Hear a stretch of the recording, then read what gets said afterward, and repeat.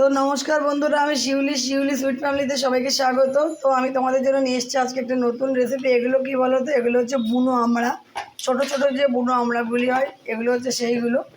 আমি আজকে এগুলো দিয়ে একটা চাটনি বানাবো, টক মিষ্টি।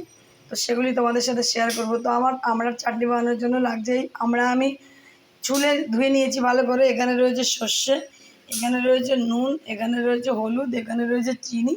আর রান্নাটা আমি করব রিফাইন্ড অয়েল। তো দেখো বন্ধুরা, আমার কড়াইটা গরম হয়ে গেছে, এর মধ্যে আমি দিয়ে দেবো রিফাইন্ড অয়েল।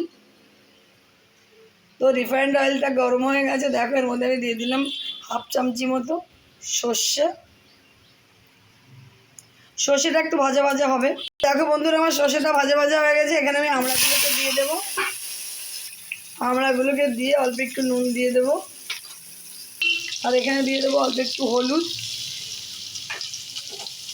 নুন হলুদ দিয়ে আমড়াটাকে একটু নাড়িয়ে চাড়িয়ে নেবো। চাইলে তোমরা ফোড়নটা পরেও দিতে পারো, আমড়াগুলো আগে জল দিয়ে সেদ্ধ বসিয়ে দেবে, তারপরে তেলে ফোড়ন দিয়ে দিতে পারো। আমি একবারে দিলাম।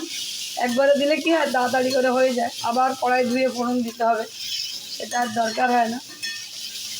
সর্ষেটাকে ভালো করে ভেজে নিয়ে একবারে দিয়ে দিলাম। তো দেখো আমড়াগুলোকে একটু নুন হলুদ দিয়ে হালকা ভেজে নিয়েছি। এবার এর মধ্যে দিয়ে দেবো পরিমাণ মতো জল। তো দেখো অনেকটাই জল দিয়ে দিয়েছি, কারণ এটা হচ্ছে টক মিষ্টি পাতলা চাটনি, বলতে এটা টক মিষ্টি পাতলা হবে, মাখো মাখো চাটনি হবে না।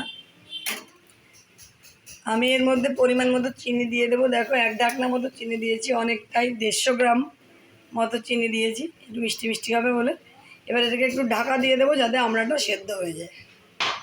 তো দেখো একটা ঢাকা দিয়ে দিলাম, 5 মিনিট ঢাকা দিয়ে রাখবো। তো দেখো টকটা এখনও ঠিক করে ফোটেনি, আমি জোরটা কমিয়ে দিয়েছিলাম। তো দেখো বন্ধুরা, আমার টকটা রেডি হয়ে গেছে, এখন আমি নামিয়ে নেব। টকটা কিন্তু টক টক মিষ্টি মিষ্টি হয়েছে, একদম পাতলা আমের টক।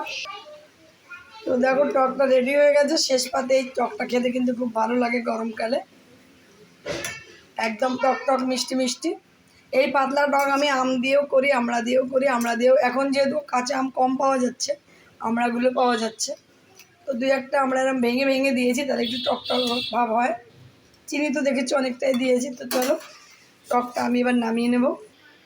তো দেখো বন্ধুরা, আমার টকটা আমি নামিয়ে নিয়েছি। এই যে দেখো, খেতে কিন্তু খুবই সুন্দর হয়েছে। তো তোমাদের যদি এই পাতলা টকটা পছন্দ হয়ে থাকে, তাহলে অবশ্যই আমার চ্যানেলটিকে শেয়ার করো, সাবস্ক্রাইব করো, আর লাইক করো, আর পাশে থাকা বেল আইকনটিকে অবশ্যই অন করে দিও, যাতে আমার নতুন কোনো ভিডিও আপলোড করার সাথে সাথে তোমাদের কাছে নোটিফিকেশান পৌঁছে যায়। আর তোমরা বাড়িতে অবশ্যই ট্রাই করো এই পাতলা টক। পরের দিন আসছি অন্য কোনো রেসিপি নিয়ে। আজকের মতো টাটা, বাই বাই। তোমরা ততক্ষণ ভালো থেকো, সুস্থ থেকো।